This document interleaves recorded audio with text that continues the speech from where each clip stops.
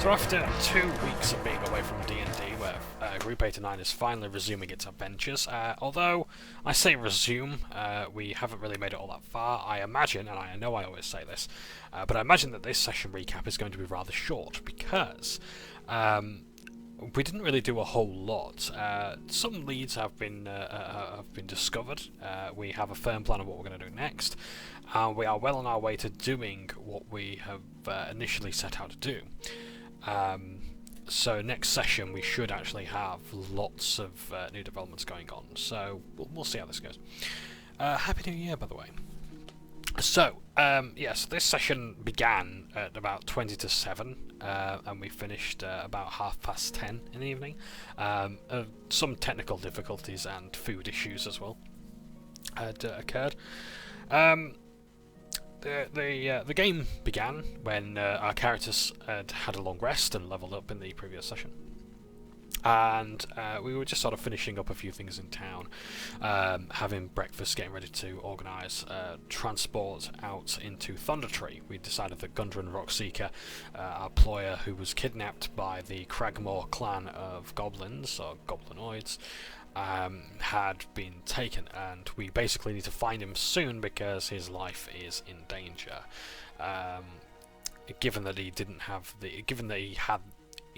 the sense to not get kidnapped, and from what I understand, he doesn't seem to have a background as any sort of fighter.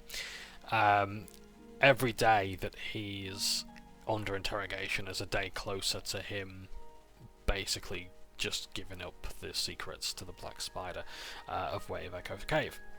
Emil, our resident paladin, he picked up his warhammer with Old Faithful written, I believe, into the shaft, as well as the symbol of Moradin engraved into the flat of the warhammer as well, inspired by Moradin's talking to him.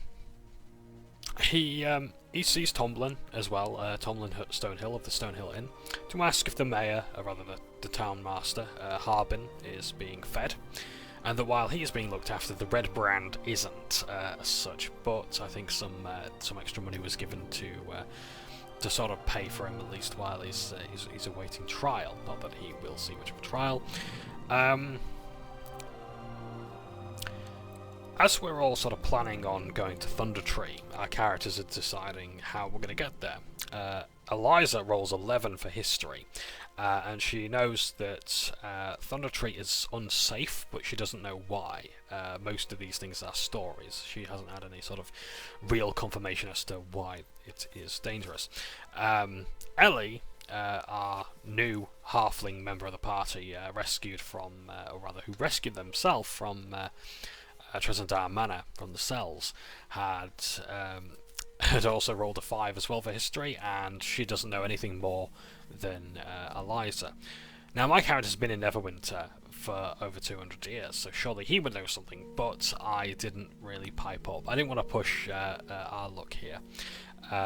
As I've recently seen Critical Role Campaign 2, the DM, Matthew Mercer, does explain that he doesn't want his players constantly rolling for these things, so they're relying much more on the help action, which is good. It cuts game time and rolls down considerably. So I didn't want to roll for history, and judging by how badly we all rolled this night, it's not surprising at all that things went as badly as they did. While this is going on, I think our DM hoping that they could break up the monotony of us talking about rolling for history checks on Thundertree. Sildar suddenly joins us. He's trying to get some leads on Yarno, having no luck, and he says that he's not going to be staying in Phandelver anymore. What he's come here to do, which is basically ruin everything, hasn't gone particularly well. And his plans to ruin everything have gone perfectly well, and he's basically not going to be staying in Phandelver anymore. He's handing in his key to Toblin Stonehill, and is deciding that if we need any support, now's the time to ask. So he's going back to Neverwinter to report to the Lord's Alliance. He will, however, put in a good word for us with Harbin. Barthen. do apologise. I've got so many names to remember. Mind you, I'm sure our DM has got much more work to go through there. Yes, so you will put in a good word to Barthen of Barthen's provisions, wherein he can secure us a cart and 2 draft horses, not riding horses. So we won't be able to sit atop them while they're carrying the cart, or rather dragging the cart along to Thundertree. As this is going on, before Sildar does that though, he offers us 100 gold pieces for finding Gundren Rockseeker, whether dead or alive. Obviously, more if he's alive. As well as a personal vendetta that if Jarno Albrecht is caught, again dead or alive, it doesn't matter to the Lord's Alliance. It doesn't matter to me at this point either. He will offer us, I do believe, an extra 100 gold pieces from his personal account. The finding of Gundren comes from the Lord's Alliance. Now, I was rather quiet this session, and I did actually want to say something about declining the money. So I'm not going to take his money when that should be going to the people of this town.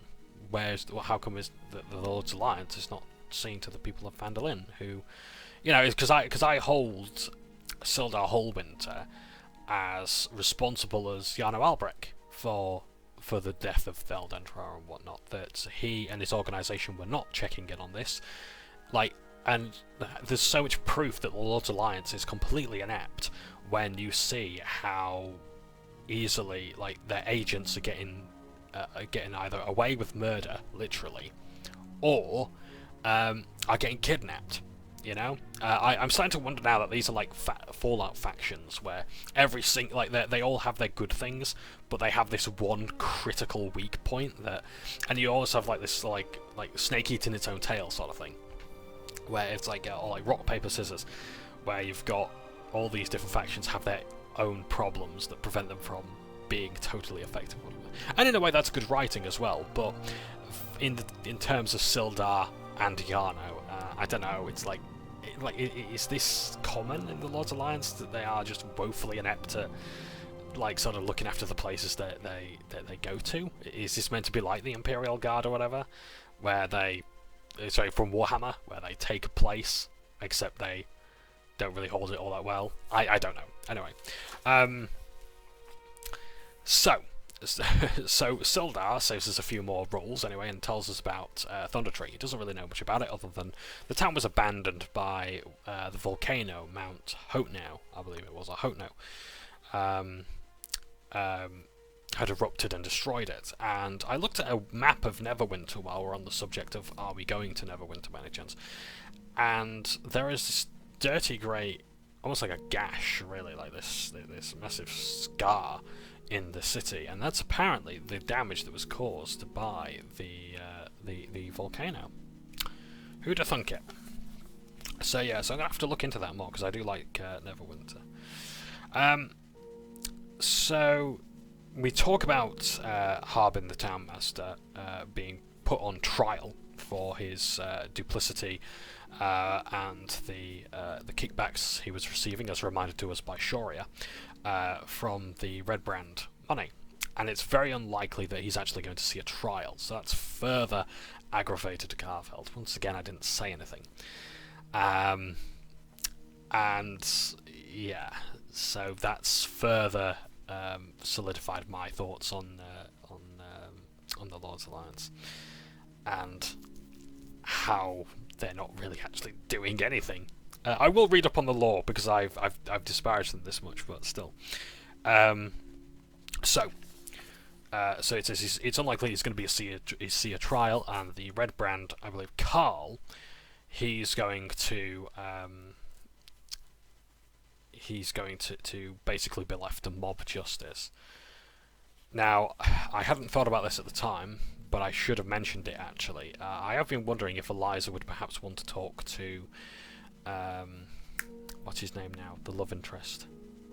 Not Carl, the other one. The name escapes me, but Eliza's love interest. I was wondering if she might want to talk to him and just say, one last goodbye, because it might be the last goodbye. We don't know what's at Thundertree, and we don't know if we're coming back to Phandelver anytime soon.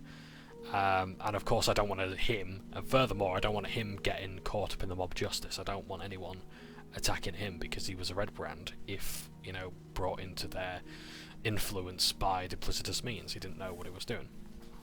So, never mind, eh?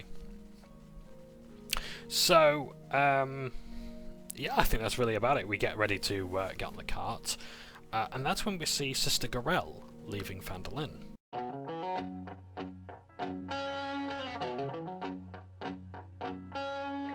So we say hello, and we just sort of call her over, and she engages in conversation.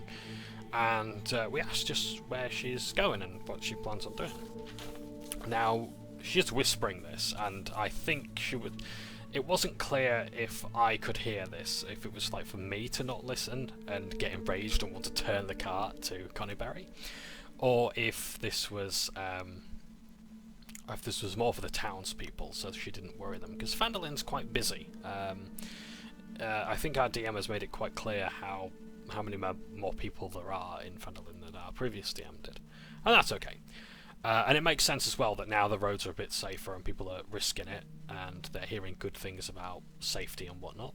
Yeah, I'm sure people will be coming out of the cities and whatnot to come and pass Phandelver and go on the tribal trail and whatnot.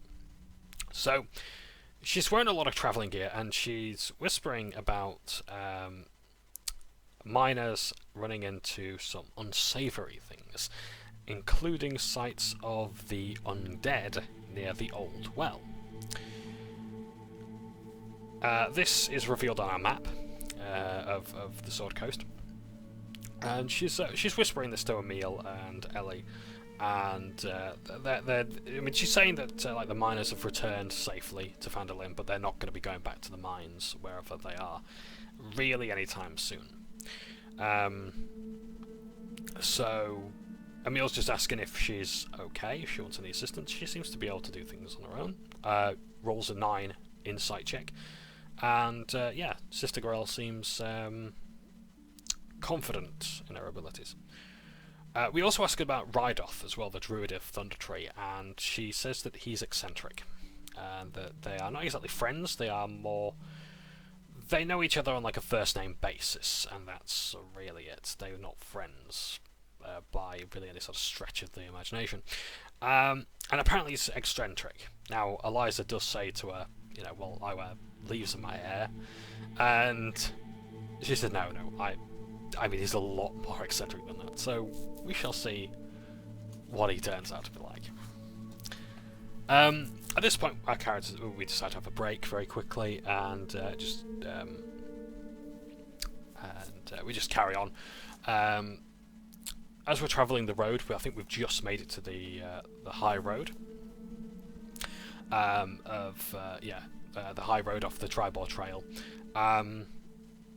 We start having a bit of chatter about family and about our origins. Like, we want to know a bit about Ellie. Like, why was she in Phandelver? And the thing is, Ellie didn't really realise that she was in Phandelver until she sort of woke up and looked around. The thing is that, you see, Ellie, being a halfling, wasn't actually from the halfling tribe in Neverwinter Woods. Ellie was actually, I think, born in Neverwinter, but she was caught stealing gold, and her parents basically left her to her fate.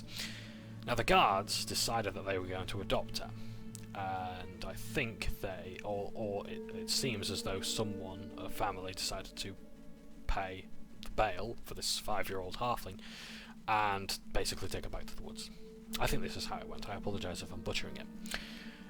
So Ellie decided that she was that this was a family now. This is the only family she's really properly known, and this is the family that she wants to fight and possibly even die for. This is especially the case when, I believe, the Black Spider, or perhaps minions affiliated with the Black Spider, attempted to and successfully taken an artifact, an heirloom of her family's. for foster families. And this was a pipe, which we had mistaken for a potato in the dream. See the Sword of the Ember Knight session, which is, as explained before, canon to this particular adventure. Well, for our group, I should say.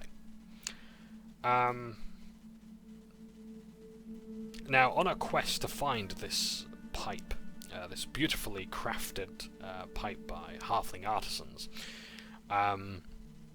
she had been jumped by the Red Brands and was basically locked up, and then she found a way out of the prison, basically out of the cells under Dresden Manor.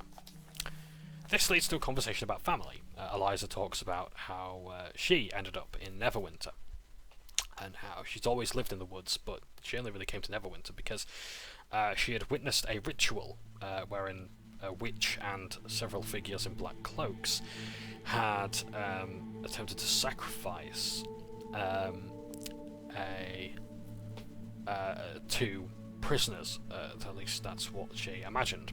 She released the prisoners and basically was caught. The prisoners, I think, managed to escape. She doesn't know, and neither do we.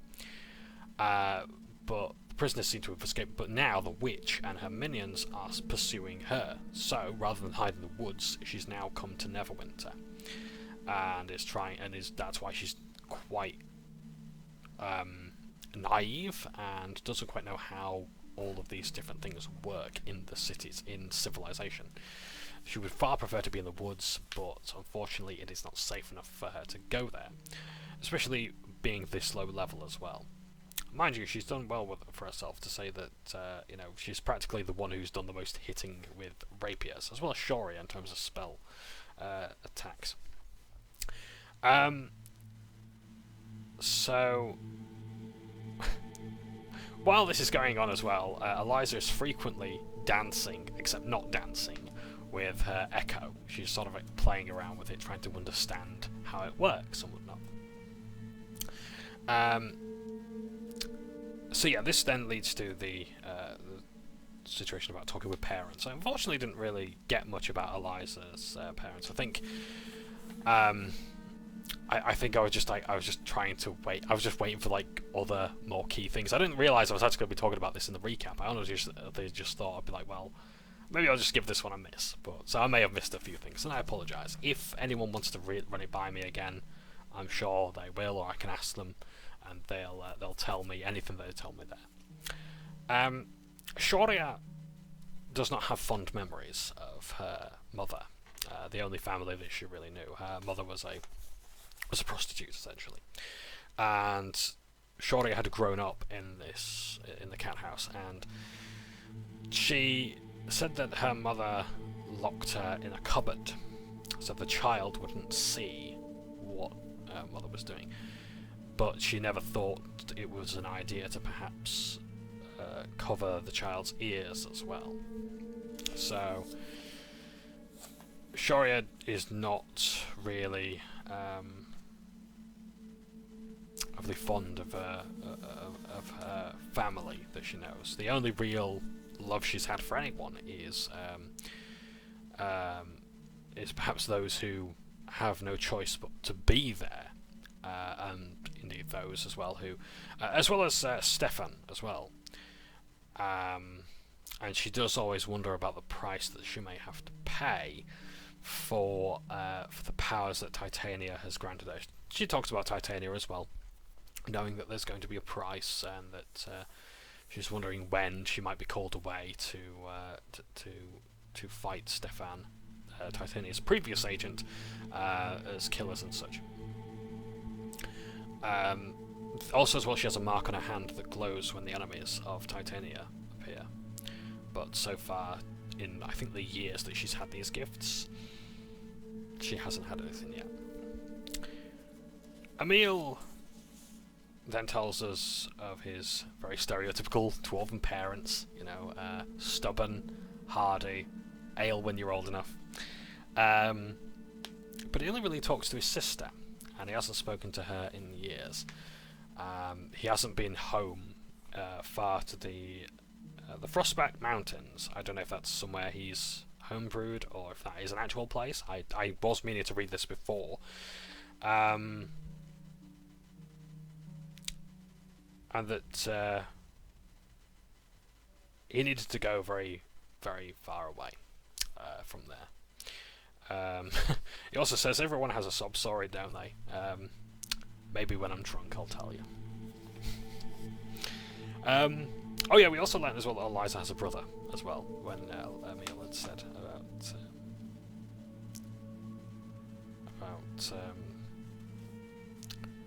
about when Emil talked about his sister. I do apologise, I'm stuttering. Yeah, I normally don't record these so late in the evening. I'd say that it's not late at all. It's 10 to 6. So yeah. Anyway, I'm asked about family, and Garveld is 270 years old. He really shouldn't be adventuring because he's not senile yet, but he's very eccentric, and that eccentricism will probably become dementia in perhaps a few more months of adventuring, let alone years. I was actually tempted to try and, because this is something I've been playing with in my mind, the idea of Garveld having a family. Like, for instance, if I was tempted to say that, like, if he has a son by the name of Grautus, if he had a one-night stand, if he was a soldier for 27 seconds in the corridor of Underdungen, he doesn't remember. And that was more like a out-of-character thing, but just to give some mystery, so that the players know to expect something, but you know, the characters don't know, but the characters would otherwise be totally clueless. Yeah, so Garveld's just basic. I've just played it up as like Garveld's too old to remember his sort of family, and even then, they're from the place he really doesn't want to know. He has no love of dwarves whatsoever. Well, at least from that place, anyway. But otherwise, no, he gets on with anyone but dwarves, especially.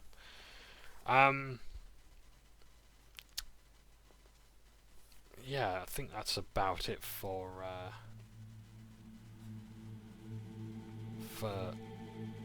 backstory stuff there. Oh yes, Emil is a bit anxious about Eliza's echo, wondering about the undead aura. Eliza rolls 6 religion to find out about Titania. The name is familiar, but nothing more, so that's just about it. We talk about items and spells as well, miscellaneous things of how things work, and that was more out of character, though, I think. I didn't really write that down. So, moving swiftly on, we now make plans to try and find a road to Thundertree.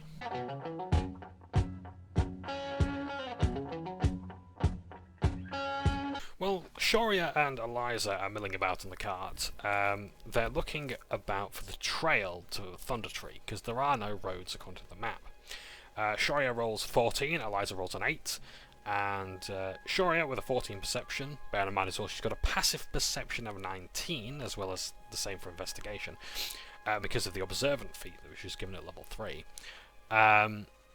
She sees the trail ahead, but there's darkness, so we decide we're not going to press on through the darkness in case the wagon, the cart that we have breaks, that the horses break a leg or whatever. We don't want to really run into any sort of nasty things on this wilderness trail. Bear in mind the grass is about like 3 foot high as well, so it's going to be even harder to remain on the track, so we may end up on our way back to Phandelver. So we decide that we're going to rest up here. As this is going on, Emil stops one of the upcoming caravans on the high road and just asks them if they know of any directions. The finely dressed gentleman and what I imagine is his family or perhaps business partners, perhaps his roommates, had no idea where this Thundertree is. But one of the guards escorting this caravan says, "Yeah, there's a trail not far from here." So they move on. Emil says, "Moradin, protect your travels," and they part amicably, so nothing bad happens there. Eliza and Ellie roll 15 and 3 respectively for survival to try and pathfind and discover the tracks leading to Thundertree, and they, after an hour, eventually find something. Bearing in mind as well the grass is about 3 foot high, and Ellie is having to like sort of wave, or lift her arm up through the grass as she's traveling, because she's having a really tough time navigating. And there were lots of Jurassic Park references here as well, like the velociraptors, and Emil, upon seeing her arm waving through the air quite joyously, just says "clever girl" to her, so very funny indeed.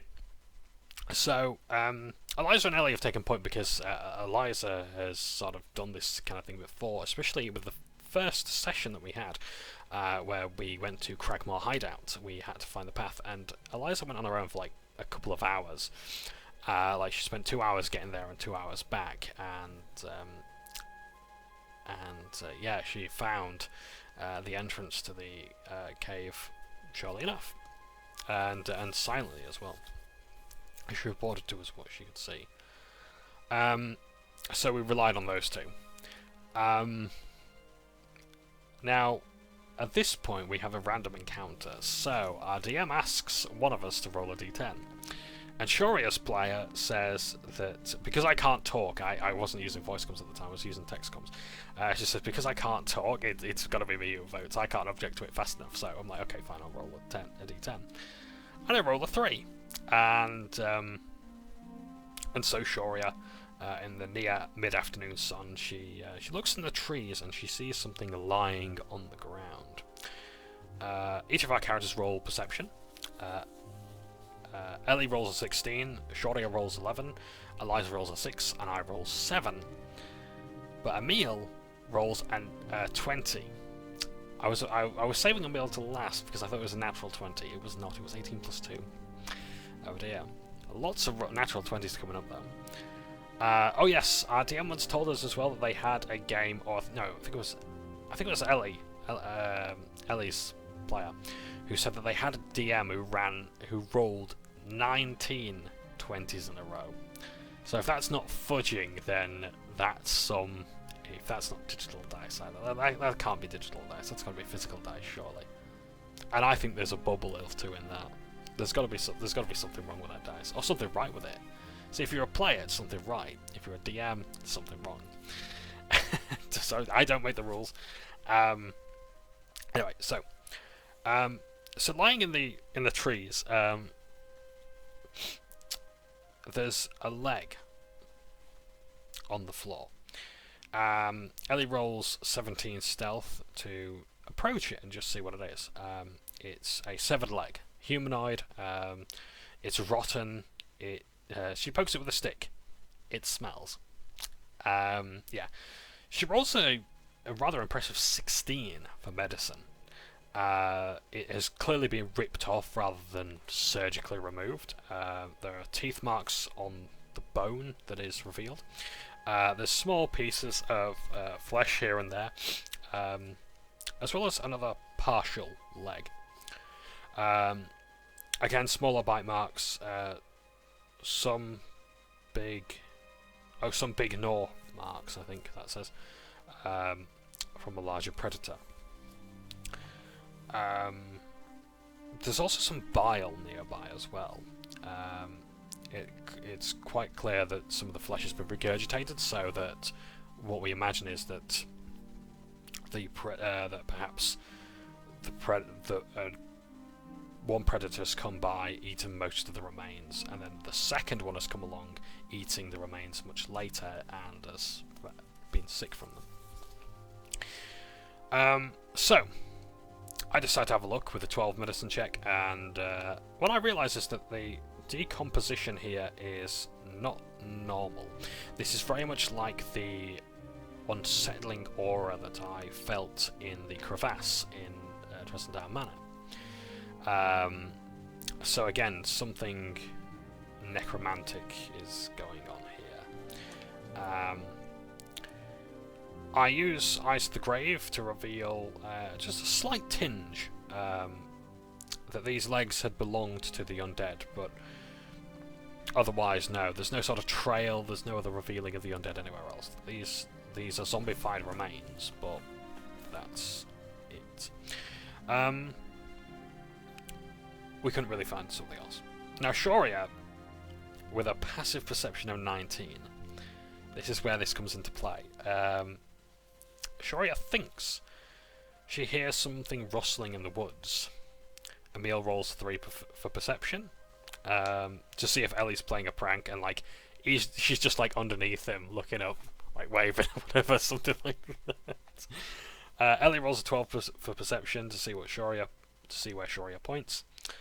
2 areas of the brush are moving, and I think it was Eliza who asked, "Hang on, where's Garveld? Like, is he closer to us or the legs?" And like, no, I'm pretty far away from the group. I'm just here getting ready to cast Mold Earth because I can use the Mold Earth cantrip. I'm trying to part the earth in a way that I can bury the remains. And we're about 60 feet away from each other. So anyway, so I cover the earth with Mold Earth, and all of a sudden, a creature appears. It is a wolf. We now roll initiative.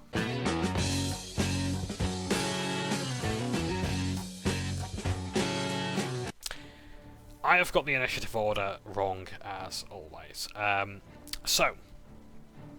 this is probably going to change because I wrote down the initial list as best I could, and it's still wrong. I've had to make several amendments to this as well. So, Ellie, the rogue, rolled 24, a natural 20. The wolves had rolled a 21. At least the initial wolves had rolled a 21. Shoria had rolled a natural 20 also. Well done. Eliza had rolled 18, Garveld rolled 10, and Emil, I don't know why I've put their username down rather than their character name, but yeah, Emil rolled a 3. So, a wolf jumps out as my back is turned. Ellie's now starting to run 25 feet, and she shoots with a crossbow, sort of running and just sort of makes just a general shot. And she gets 20 to hit, and she does 11 damage. The wolf is barely standing at this point. She's shouting, behind you to me. The wolf is running, but due to the wound it took, it tries to take a running leap, and it doesn't do so well because of the injury it took. It rolled a 10, and it had to get 16 on its bite attack, and it misses. The bolt at the last moment just makes it limp and fall in its leap. Another wolf emerges also as well, waiting, and it can see Shoria in the... just bear with me, I just got to bring the map up. Yeah. So towards the southwest of the map, there's another wolf as well, and she's sort of sat on the cart, or is waiting to, or is just stepped off now, and it's sort of just waiting to make its move. Perhaps separate the party first. So, what next? Oh yes. So Eliza is now just full sprint with like 35 feet of movement. She moves next to me with a rapier. She just hits with a 13 and does 10 damage. 10 seems to be the magic number in this combat right now. The mighty 10.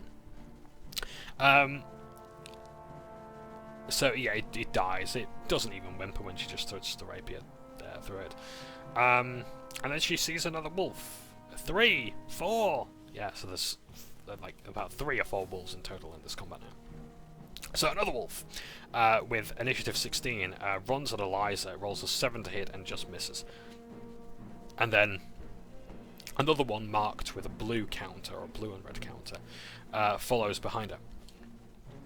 I use my Warhammer, I roll a 12, and the wolf just leaps out of the way. Emil now advances 10 feet, I think, towards the brush and gets his spear ready, because he's been looking forward to using a spear attack and like a ranged weapon lately.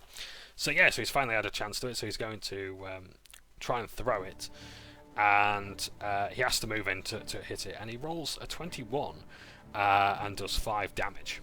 And yeah, he launches it, and the spear basically just falls, like it lands into its collarbone or whatever, but then just slips out. So he's able to retrieve it, no problem. Oh yes, there's. They were wondering about like the range of the spear as well, like 20-foot spear, and they just imagined like there were many jokes about a 4-foot dwarf holding a 20-foot spear as well. So very good indeed. He also uses, so while he's closing range as well, he's going to use his shield master feat to shove the wolf with his shield, and it was a contested strength check, so it was 15 athletics versus the wolf's 10. It goes prone, and he's basically, his shield just blasts the wound, and yeah, does a lot of damage. It keeps it down, so it's going to use half of its movement to stand up in the next turn. So Ellie in round 2 moves to shoot the red marked wolf. She rolls 14 to hit, and she does 13 damage. 8 plus 5 is that how it worked out? New death. I think that says new death or not dead. I don't know. I can't read my own handwriting here. The southern wolf. Talk about the one closest to Emil now. It stands using half its movement. He rolls a 12 with its bite attack, and he punches the wolf with his shield in retaliation. Oh no, yeah, I think it does an arm strike. 17 to hit, 3 damage, and it now begins to run away. So that Shoria looked after, so it's not going to attack her so much. So that was good.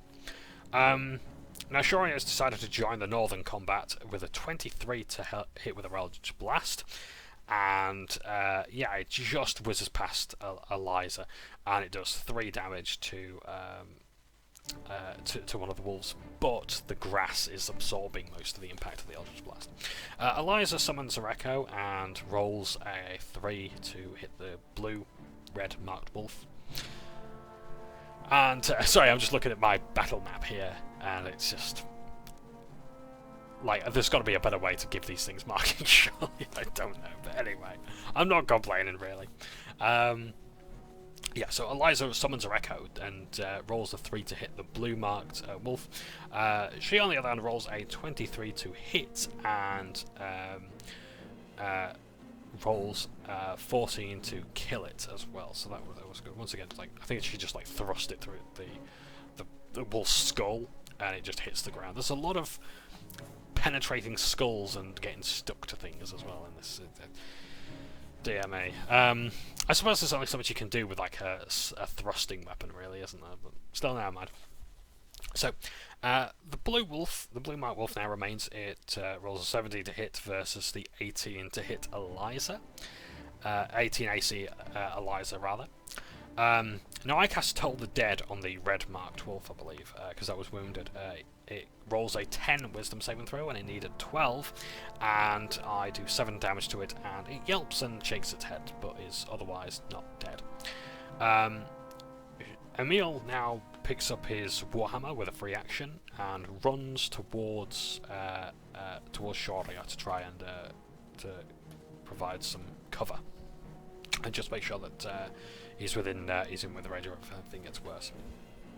So in the third round, Ellie closes. I see. Closes the distance and rolls an 18 to hit the blue-marked wolf. Her tiny arms don't quite reach, so she missed with that attack. Now the green-marked wolf, that I think was the previously wounded one by Emil that ran away from combat, it now sees her and it rolls a 19 to hit and does 9 damage. Ellie was also required to make a strength saving throw, and unfortunately didn't make it. She rolled a 4 and she was prone. Shoria is using her Eldritch Blast. It rolls a 13 and it just hits with 3 damage.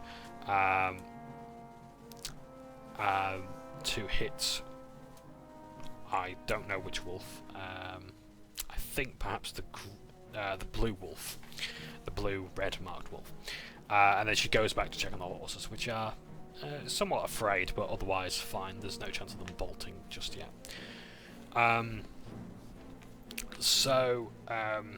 Oh yes, this is where Eliza, of course, penetrates the skull once more. Yeah, so this Eldritch Blast that she launched whizzes past Eliza. Now Eliza is going to roll a 23 and does 13 damage, and penetrates the skull of this wolf. Yes, penetration is probably going to be another joke of our parties, no doubt. Shortly, yes, that's right. Yes, I lift up. So on my turn, I lift up Ellie, clambering over the corpses of many wolves, and I sort of help up Ellie so that she's no longer prone. And I swing my warhammer. No, right-handed. Swing with my warhammer at the green marked wolf, and unfortunately I missed with a 7. I was too focused on. I was just trying to get a pot shot, and it didn't really work out. So yeah. But that's okay because I've got Ellie up as well. Emil is now moving and returns to Shoria to cover her. He throws a spear, rolls an 11, and it goes over the wolf's head as well in the trees towards the east. But that's okay because he can retrieve it afterwards, should he survive. In the 4th round of combat, Ellie takes it personally now. She uses a rapier, 16 to hit, 13 damage, and it's dead. The green mark wolf is at long last dead. So, with all the wolves dead, we decide now that we're going to... we're just going to sort of inspect the bodies and whatnot. Like an Oblivion NPC, Garvel just sheathes his warhammer and just walks towards the other bones that he sees in the distance. Emil rolls an investigation on the bones and other small prey. Not a whole lot else to know about them, really. Just same situation. These wolves are clearly just, well, predators, and they just ate people who were in the wrong place at the wrong time, really. So, yeah, so we're even considering skinning the pelts of the wolves as well. And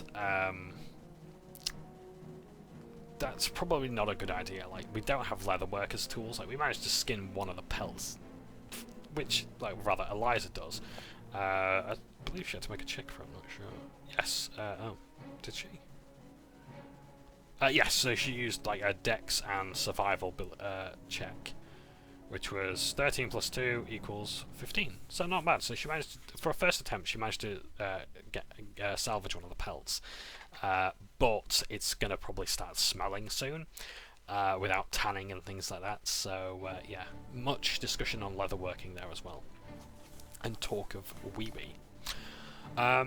So, I toss Ellie the sack for the wolf pelt. And we don't know if we're going to be able to get any use out of it. We doubt any merchant's going to buy it, but it might come in handy. At the very least, it's a trophy, I guess, isn't it? So that's good. We can't all have jeweled eye patches, can we?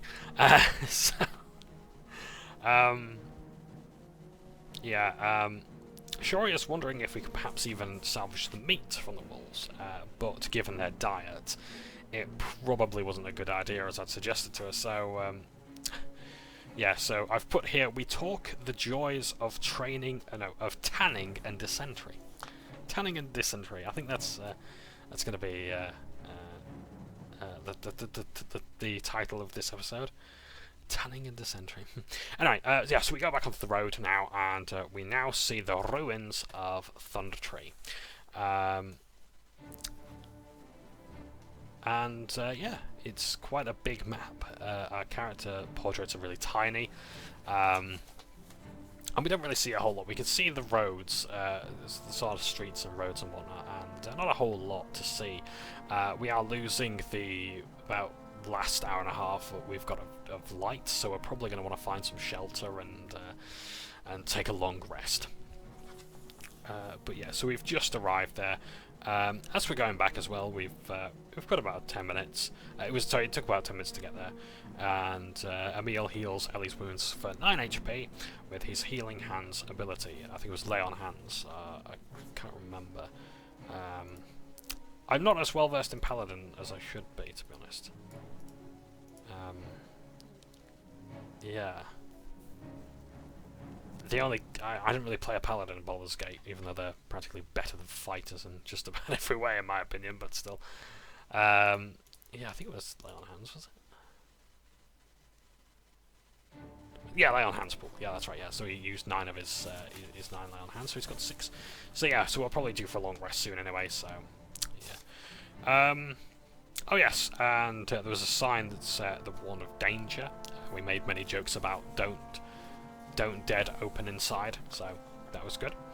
And yeah, that's it. So the next session we might not be having Eliza's player because she's going to be going to a party to celebrate, I think, one of her friends or colleagues getting their PhD. So yeah, so if we can't see them, I hope they have a lovely time and that they don't miss too much. They don't miss too much, even though I really want something to happen. No. I love every session we have. Honestly, I'm just there for the. I'm just there to have a social interaction. Really, a mandatory social interaction. But no, I would like to fight a zombie or something like that, and that's me satisfied for a few more sessions anyway.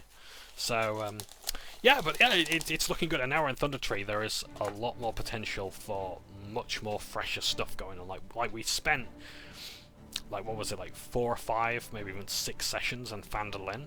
Actually, yeah, it must be about like 6 sessions in Phandelver, or, you know, well, including Tresendar Manor, but still, you never know, there might be something like that in Thundertree. So yeah, so with any luck, there's going to be a lot more excitement to be had in Phandelver, in Thundertree, but not too much. No. I'm an old man. I can't be having too much excitement. So I'm going to end it there. Thank you ever so much for watching. This has probably gone on for much longer than I expected it to, but still not mad. I will try and work on my storytelling ability. It would help actually to do some more practice runs of this, especially when there wasn't really that much to report on. But still, I do like to try and include all the. I say the fluff. That's not intended as a derogatory term. I really do like. No, I really do like having my. I really do like all the RP stuff that goes on our sessions. Right, I'm going to end it there because it's going on way too long now. Thank you ever so much for watching. Take care, and may your dice forever remain clacky. And especially on D&D Beyond, may they actually roll better than we did. That goes for DMs too. For Daphne.